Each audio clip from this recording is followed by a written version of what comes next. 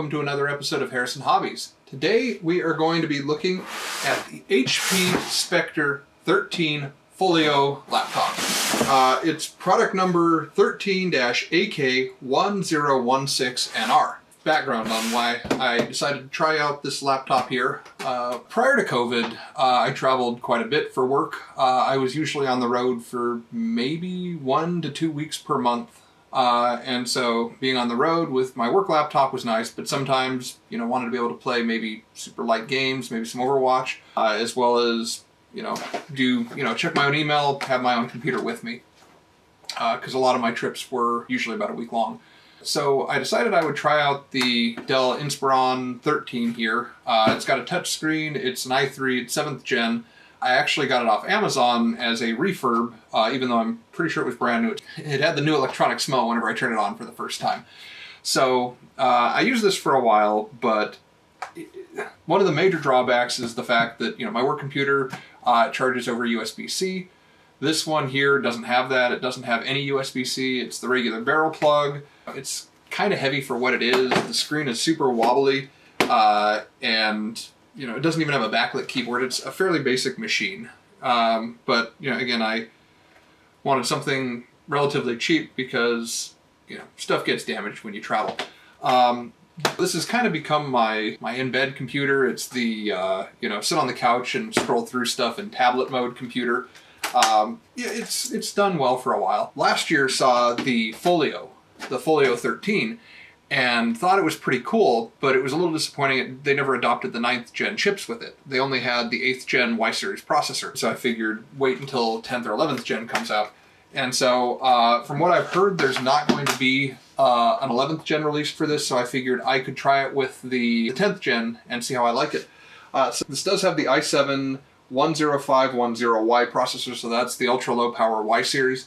The thing's passively cooled, should get pretty good battery life. It's got 2 Thunderbolt 3s, and so even though it does have the lighter weight processor here, the Y series, we'll probably try running it through its paces. We'll do some video editing here. So I shoot on a Canon XC10. So the camera shoots in 300 meg bitrate instead of the standard 50 that you'd see in like a GoPro for 4K. And so the videos are huge. Like every one of these that I produce here, I end up probably recording for maybe 30 or 40 minutes to get the 10 or 15 minute long video. And usually those are around 200 gigs. So, those things are Premiere Pro really struggles. So we'll see how well this does with the Y series. Again, it is passively cooled.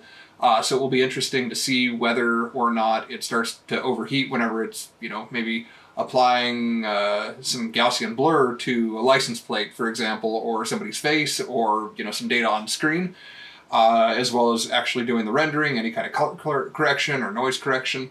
All of those things seem to tax this whenever I do them on this. So normally I do them on my Alienware laptop.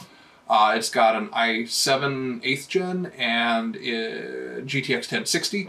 And then whenever it's going to be a really long edit, typically I do that on my Alienware desktop. It's R8 or R9. But so I guess the intent of this video here is going to be to open up, do like a super quick unboxing. Because again, I started to open it and then I decided, you know what, let's do an unboxing and see how it goes. So next up, okay, we open the box, and then this is going to be a super stereotypical unboxing video, but here are the 4 different positions they advertise this being in. Kind of your closed, and then in standard laptop mode, in viewing mode, and then over here in tablet mode. So we've got the HP Spectre here. Open that. Oh, wow. Comes in a bag. Oh, there we go. Starting to see the goods here. So we're here. Let's pull it out and see what other accessories we get. Put this stuff to the side. So comes with a little charge brick. I read that this is a 65 watt. So it looks like it's just a regular USB cable that's wrapped in some braiding here. It feels premium, but I don't think that there's anything inherently premium about it. There's no, doesn't look like there's any kind of LED indicator or anything on the power tip here. But yeah, I mean, the problem is whenever you start getting this here, whenever you have a really tight braid like this, it starts to get a lot of strain, and then you end up with this kind of thing going on here. So I guess it's nice, take it or leave it. Disappointing thing here is that it doesn't have like a USB-A. So if you've only got, like, you know, one outlet next to your bed at a hotel, then, you know, this is probably going to be taking that. Like, a lot of lamps have that one outlet. And so if you were to plug this in, this would take that. And then if we look here at the HP, we notice that it does not have any USB-As. Right, it's only USB-C. So we'll get more on that in a second here. And then, cool, okay, so we got some materials here. We'll read through those later. Put that to the side. Again, you got your plug here. The tip here looks just like every other Dell. They probably use the same OEM. I think this is different than a Dell here, though. We've got the standard USB-C to USB-A dongle. So, again, I mean, there's nothing special about any of this stuff. It's just standard HP equipment. I am excited about the active pen. Let's see. So it's going to come here. It's got a 4A battery. Put this in to get this started.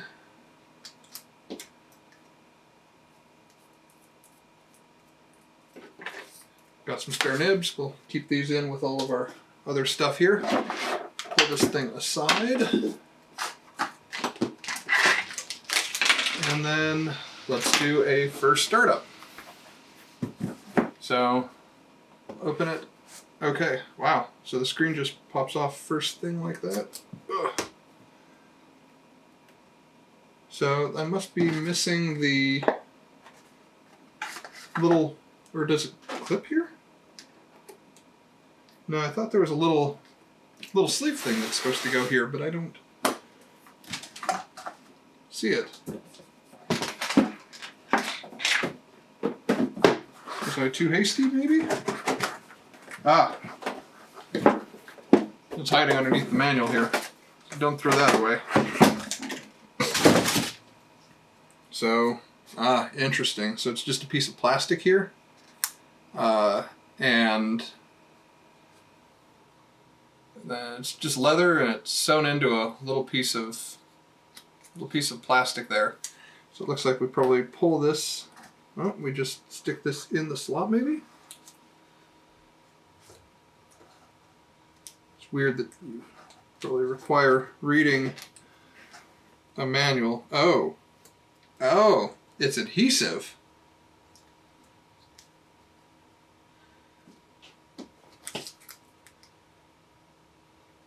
That is weird. So there's a super glossy side. And then that's adhesive also. So adhesive back here and adhesive back here. And we will make connection.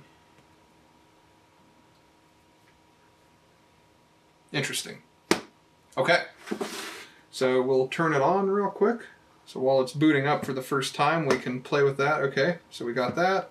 We got the screen here. This does not have the 4G, which is fine. I would be using my phone. So it's okay. So it's really magnetic. Hear that? Not bad. So whenever you close the screen there, it must have some kind of Hall effect sensor or something that detects the magnetism, and the keyboard lights up. Fancy. Now just some quick observations that I've got while I've been waiting for it to start. The first is, and I've read it on reviews, that the screen does not go back very far. So here I've got kind of two, I got my old Dell and I've got the new HP here. And so they're sitting right next to each other. And this is as far back as the HP screen goes. And it's at that weird angle where, you know, with an LCD you kind of get like a little bit of weird like haziness whenever you're not looking at it directly on. And yeah, I mean, both of these do that. If I put the screen up at this here, it's doing it the same as this. And so this would be them parallel, and this is about where I'm comfortable. And so we're actually a couple of degrees, you know, off on this where I can't go any further. So that's, I guess, the first kind of drawback is the fact that, you know, I've read that the screen doesn't go back super far, and they were right. So from a side view, we can see that here. Kind of this is where I'd like it to be able to go, and this is where we're stuck. Let me open up a Word file or something here. I'm even slouching to read it. Here, we'll open up Excel. Wow, speakers are pretty weak on here too. Okay, so we've got like an Excel file open just so we can see where the edges are. So we start out here and we end up with, I don't know, that's like a 1/4 of an inch, maybe even like 3/8 of dead space there. And then we end up with just this flared leather. It's kind of odd, really, how it looks. I mean, it's, again, not terrible.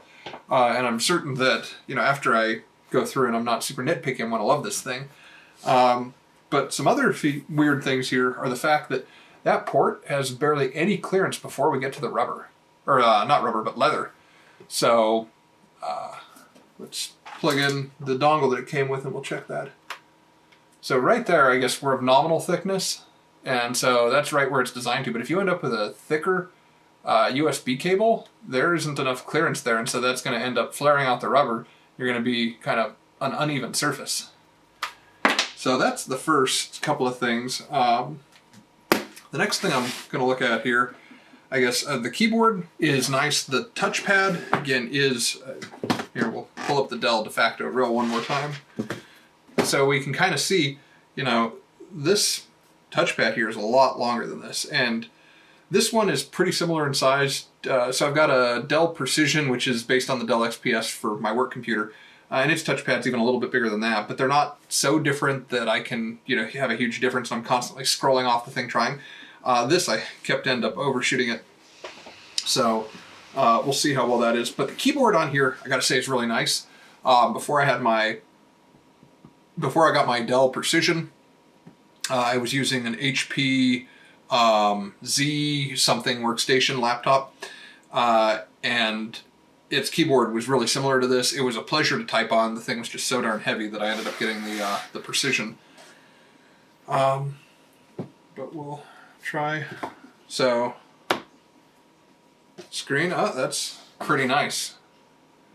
All right, that's right there, that's comfortable. And so this right here is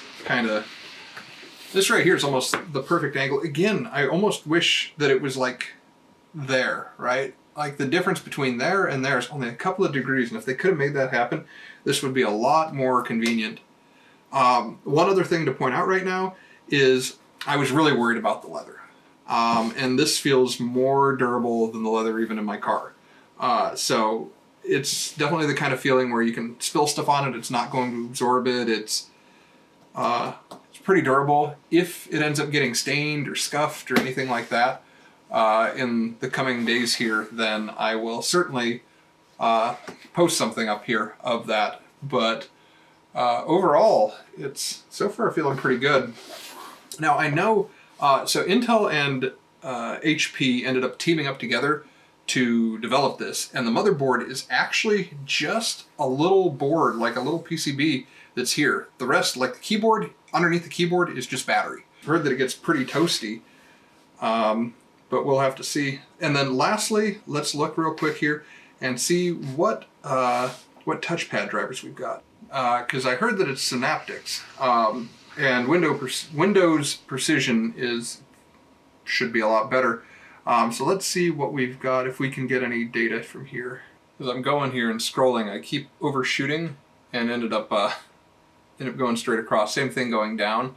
Like, you'd expect there to be another ½ an inch or so of touchpad, but it's just not there. Again, this is me complaining about, I guess, you know, having used a computer now for a whole of 10 minutes.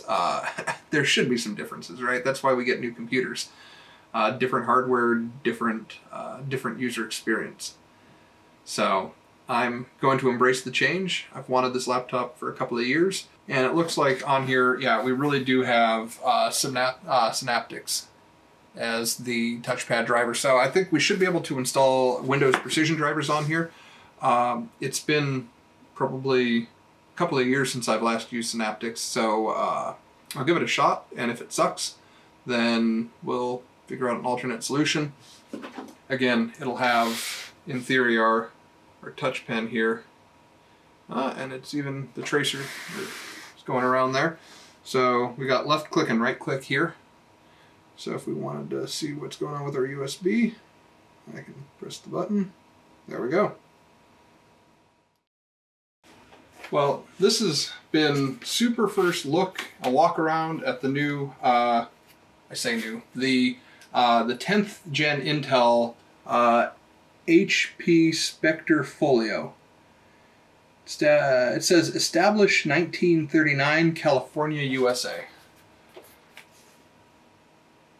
I haven't seen very many videos of the 10th gen Folio here, so I know, if you've got questions, leave them in the comments section below. If you want to see anything else about this, or if you want me to include anything whenever I do the testing, comment, please. It would be great to hear back from some people. Thanks for watching, and check back soon for more videos.